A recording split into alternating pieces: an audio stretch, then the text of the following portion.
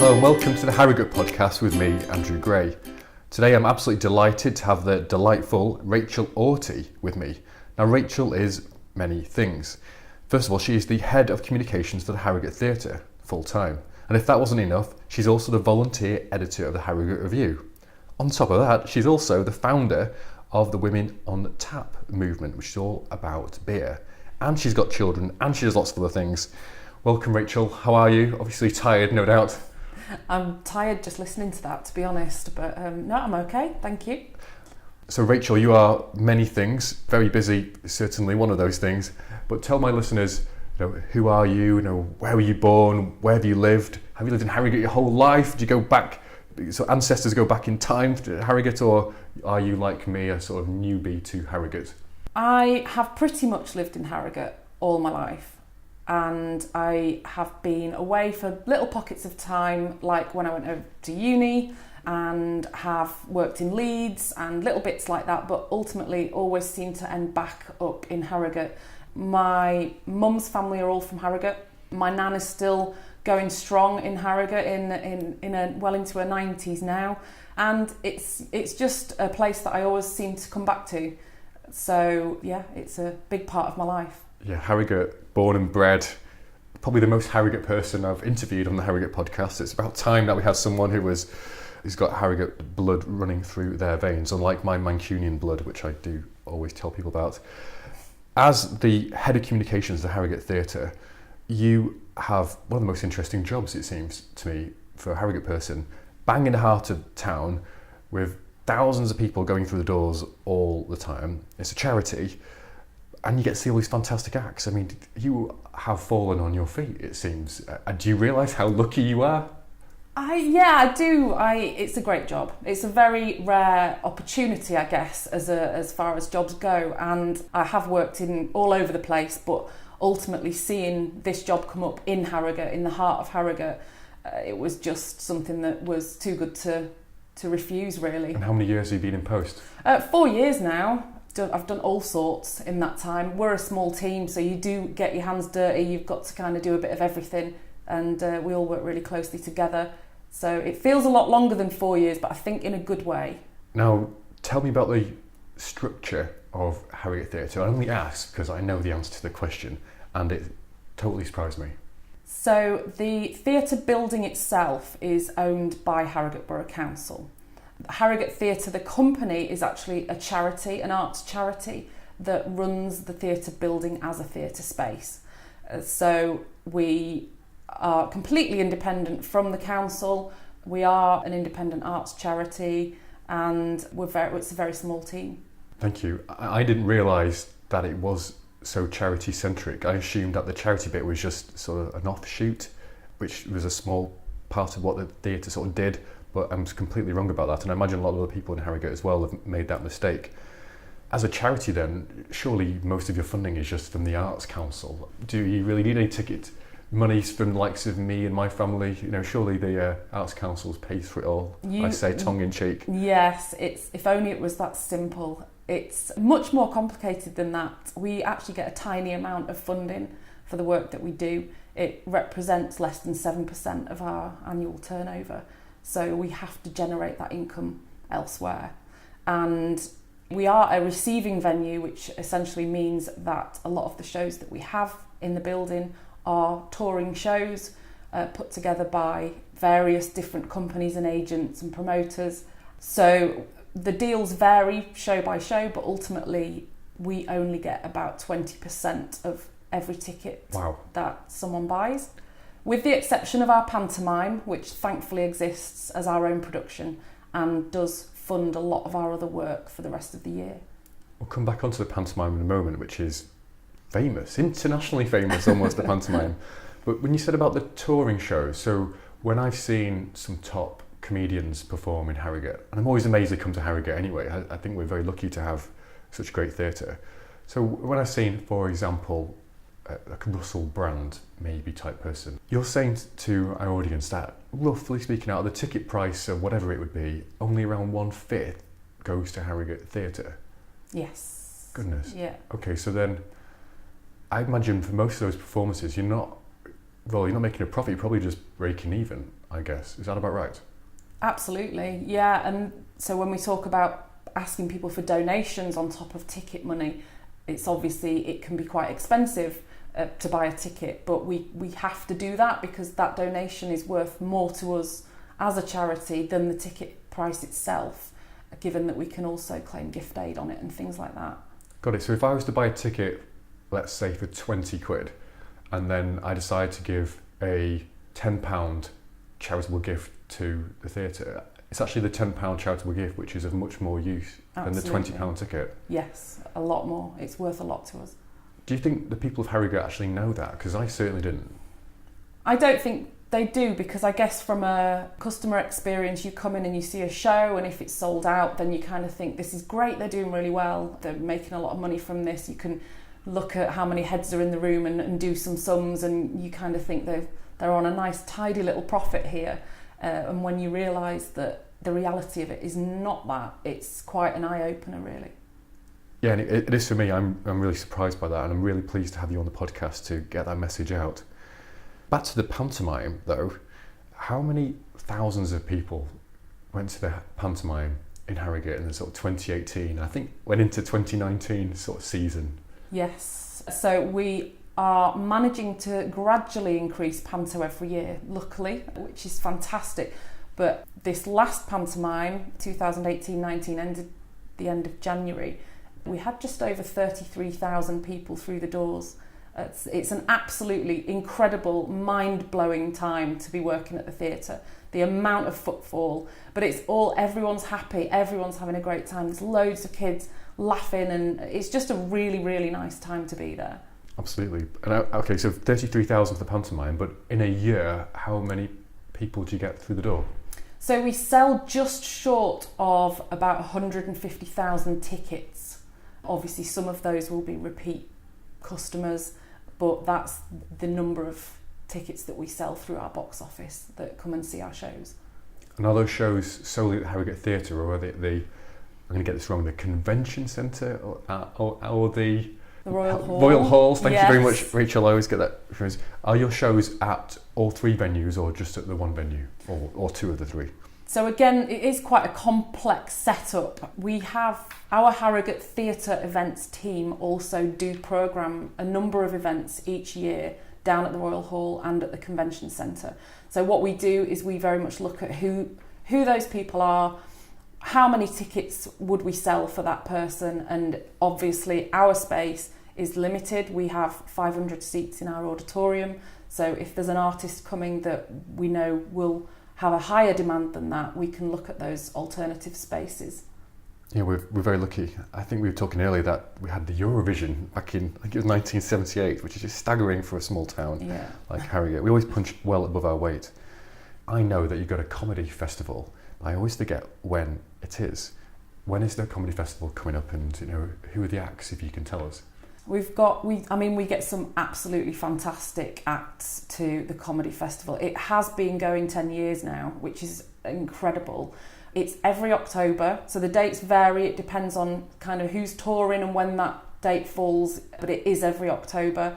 And the programme's it's growing and growing every year. I picked up an old comedy festival brochure the other day, and there was about 10 shows in it, and now I think we've got about 25, and it's all really solid names. And we always have some headliners in there. We always have Jimmy Carr. He seems to come back, and he just sells out every time. So it's brilliant. It's got a great reputation.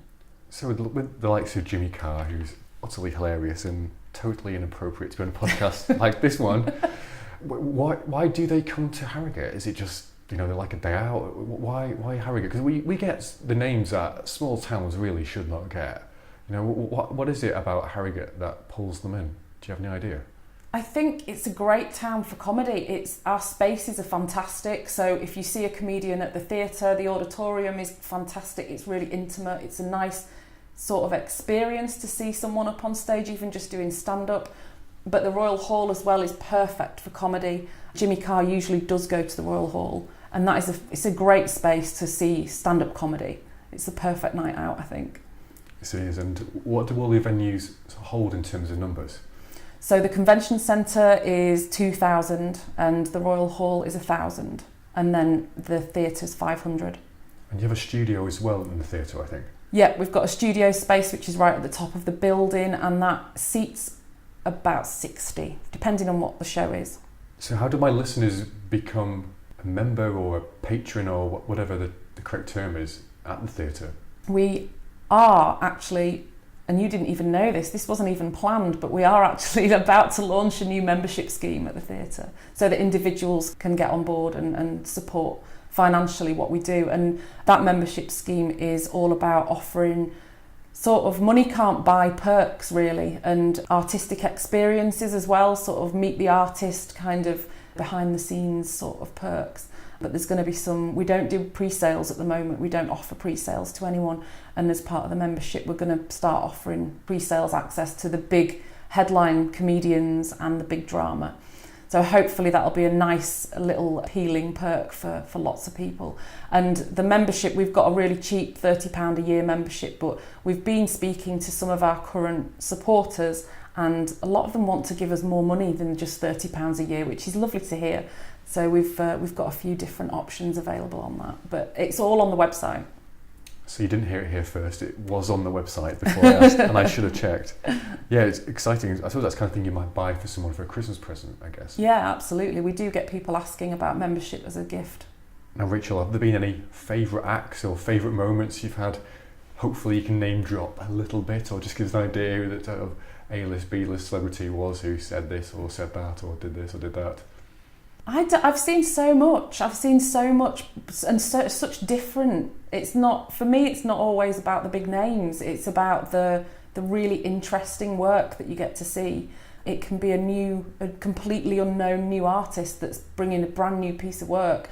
And being on the staff team, sometimes we literally get someone coming into the office going, just come and see what I've been doing this morning and let me know what you think. And it's a proper kind of work in progress experience.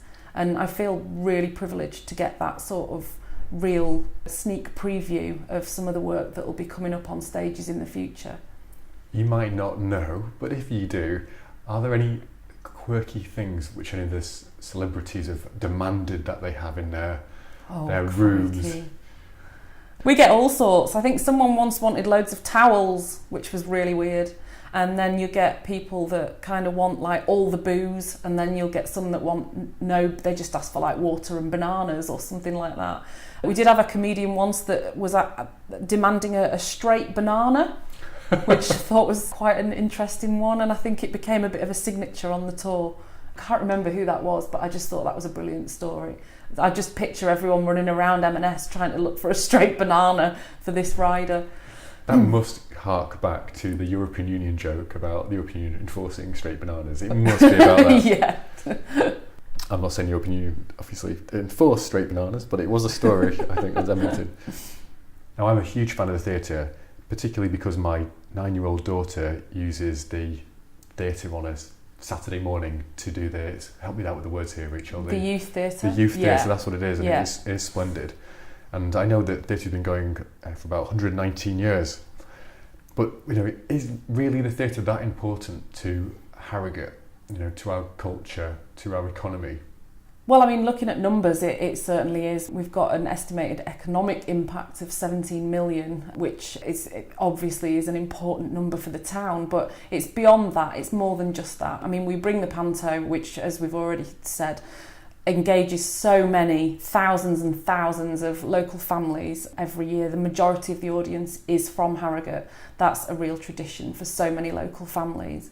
But also we do have an education programme, we do have the youth theatre, but we do all sorts of other things around that. And we're trying to get more and more young people engaged in the arts and kind of get them inspired by the arts so that they understand the value of not just what's on at the theatre, but the wider artistic landscape and its value to society. So there's all of those things going on as well. And ultimately, the building, we've been right at the heart of the town for such a long time. And the building, if you haven't been in, it's full of quirks from the past. It's just a little treasure trove, really. And I still worry sometimes that I'm going to get lost in that building. It is like a maze, and it's just fascinating, every part of it. So it's so important for the town in so many ways, I think. And probably the best looking building in Harrogate. I think so. It's my favourite. absolutely. It just seems un-Harrogate-like somehow. It doesn't seem to fit in, and that's why I like it. Yes. There's more ready bricks, I guess. I don't know why I like that. And it's at the top of Cheltenham Mount, isn't it? Yeah. Yeah, it stands out a mile. It's unusual, and we always say to people, look up, because actually, because of the shop units around the sides, it's easy to miss. But if you look up and you see the Grand Opera House up at the top, which is what it used to be called, it's fantastic, that sort of skyline, I think. Is it haunted in any way, Harrogate Theatre? So apparently there's a ghost called Alice who fell in love with, there's various versions of this story around, but fell in love with a director, and it was unrequited love, so she threw herself off the balcony or something is the story. I have to say I've never met her, but the story keeps on going strong, so who knows? Poor Alice. Now, Rachel, I said at the start, you have many hats, and one of them is that you are the volunteer editor of the Harrogate Review, Yes. which is a publication which goes through lots of people's doors, probably everybody's door in Harrogate. Now, tell me, how frequently does Review come out, and what does it entail being the editor of this publication?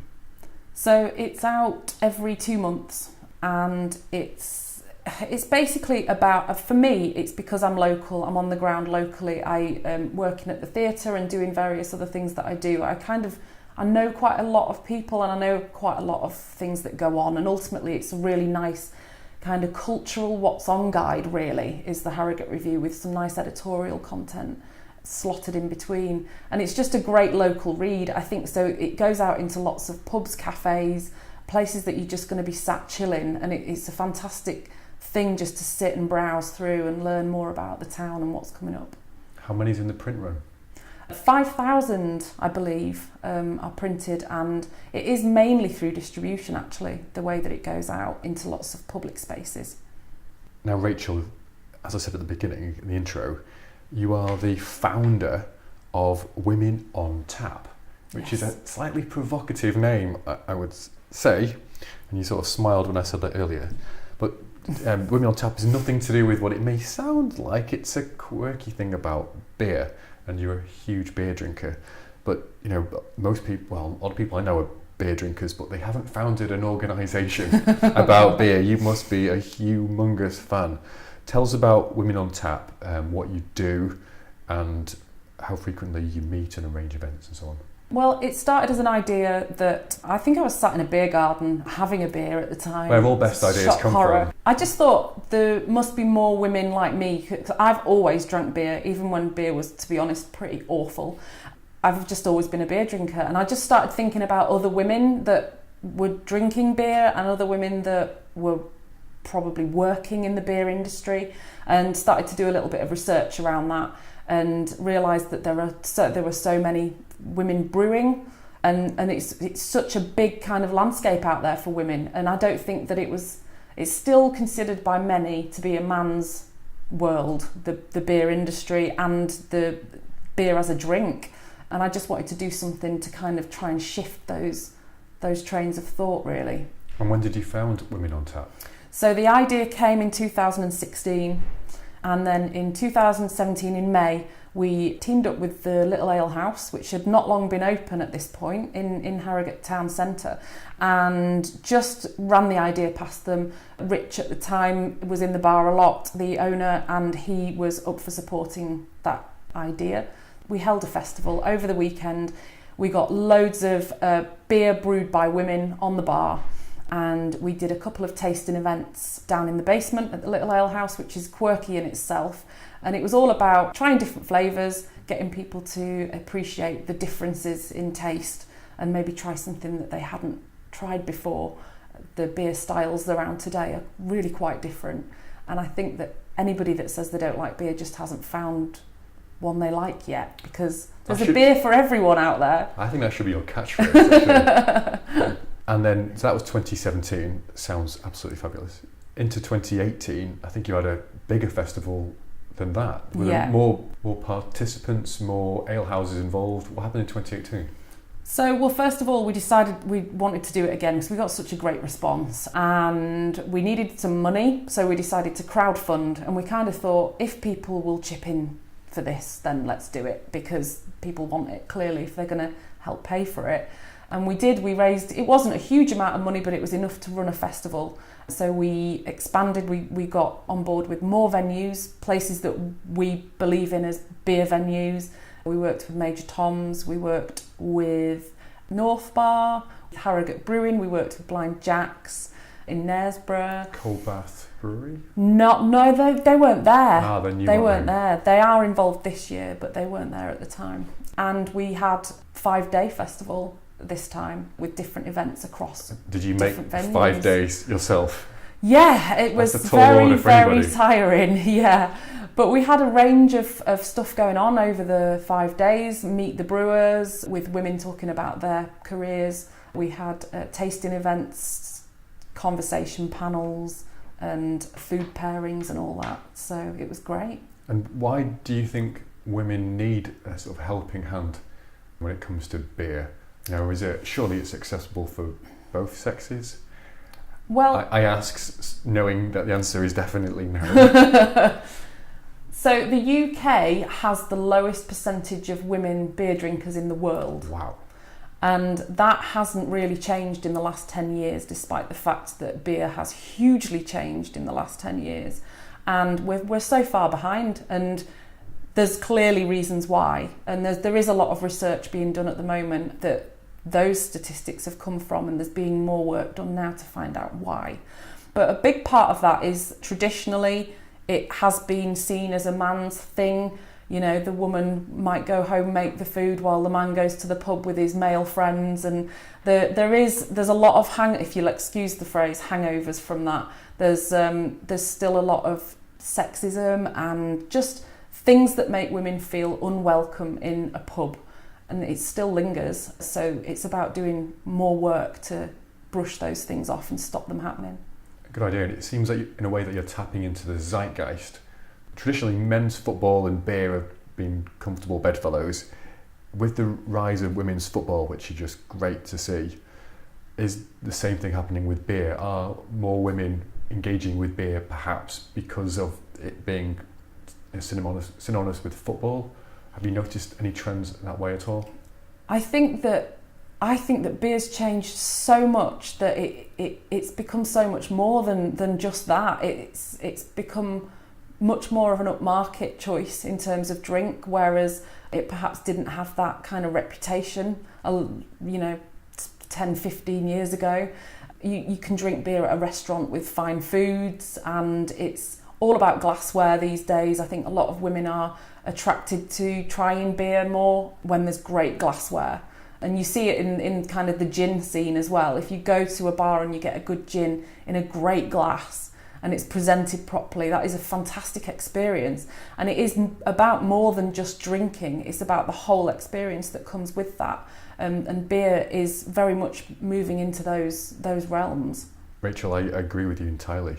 What an exciting time to be alive. There's so much choice out there. It's actually easy to get lost with the amount of beers there are. I'm not sure I know which beers I like anymore. When I go to a pub, I go, I know I like X one, and then not here, and then you just end up just randomly trying one, and occasionally the barman will give you a little sample, but then you think, I don't quite like that, but I can't ask for another 10 other samples because they think I'm sort of swinging the lead somewhat. Now, Rachel, to finish, can I try a few quick fire questions at you? You can try. Yeah. A favourite bar or bars? I do go in the Harrogate Tap quite a lot. It's the whole thing. The team are really great there as well, and it's just a nice space to be in. In terms of beer, Blind Jack's in Knaresborough has the best beer cellar around. It's inherited. It's superb.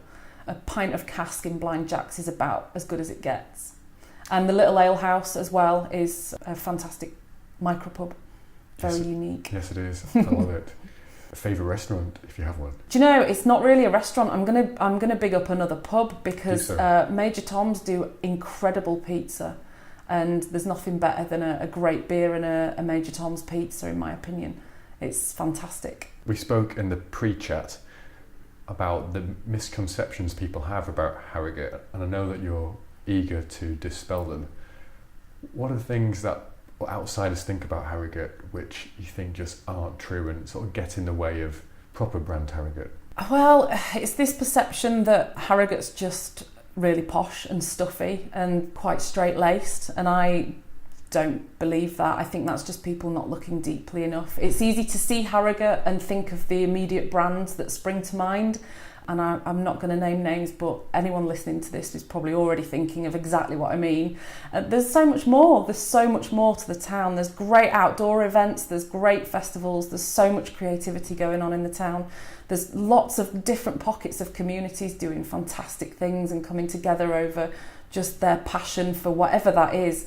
Lots of even kind of social running groups, and it's fantastic. It is a great town, and it goes much deeper than what people see on the surface level. I think there's great people very passionate about what they believe in and actively doing something about it.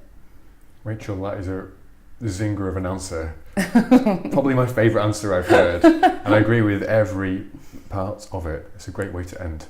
Rachel, how do people get in touch with you if they want to? Number of ways, but I'm probably more often than not I'm on Twitter. So if you're on Twitter, then by all means give me a follow. I am at MarketerRach on there. Got it. Thank you. Any final words of wisdom? Get out there, do things, go to things, buy tickets, support causes you believe in, and enjoy it. Super. Rachel, thank you for your time today. Thank you.